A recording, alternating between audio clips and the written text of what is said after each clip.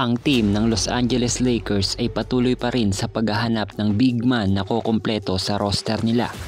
Obviously, ito yung kakulangan nila last playoffs after ng blockbuster trade sa pagitan ni AD at Luka. Ramdam ng kupunan yung kakulangan sa depensa, shot blocking, hustle at rebounding. Kaya nga maaga silang nalaglag sa playoffs. Kaya ngayong off-season, top priority ng front office ng Lakers ang mahanapan si Luka at LeBron ng big man para sa susunod na NBA season. Narito ang listahan ng 10 big man na maaaring makuha ng Lakers ngayong off-season. Una sa listahan ay si Jaren Jackson Jr., ang center power forward ng Memphis Grizzlies. Isang 6'10" na may tira sa labas at kayang-kayang dominahin ang painted area dahil sa kanyang size. Isang elite rebounder at shot blocker na merong 7'5" wingspan ay talagang swak na swak sa playing style ni LeBron at Luka. Sunod sa listahan ay si Nic Claxton ng Brooklyn Nets. 26 years old at may 7'3" wingspan na kayang-kayang sumabay sa kahit sinong big man sa NBA. Talagang maaasahan pagdating sa depensa at rebounding dahil sa versatile at athletic na playing style nito. Kung naghahanap ng athletic big man ang Lakers na kayang-kayang sumalo sa mga lob pass ni LeBron at Luka ay tsak swak na swak itong si Nic Claxton.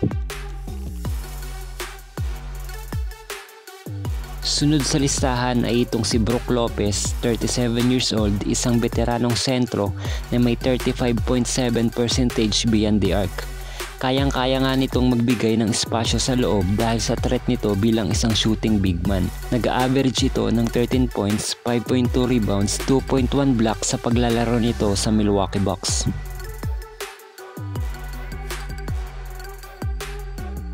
Sumunod sa listahan ay ang center forward ng Miami Heat na si Bam Adebayo, isang 6'9" na may 7'3" wingspan na halimaw pagdating sa depensa at rebounding. Siya ay nag-average ng 15.7 points, 8.9 rebounds, 3.6 assists sa Miami Heat. Isang big man na merong soft touch sa loob, mataas ang basketball IQ at mahusay ring mamasa sa kakampi. Talagang magiging sulit ito para sa Lakers kung sakaling makuha nila ito. Huli sa ating listahan ay ang 3-time MVP at sentro ng Denver Nuggets na si Nikola Jokic.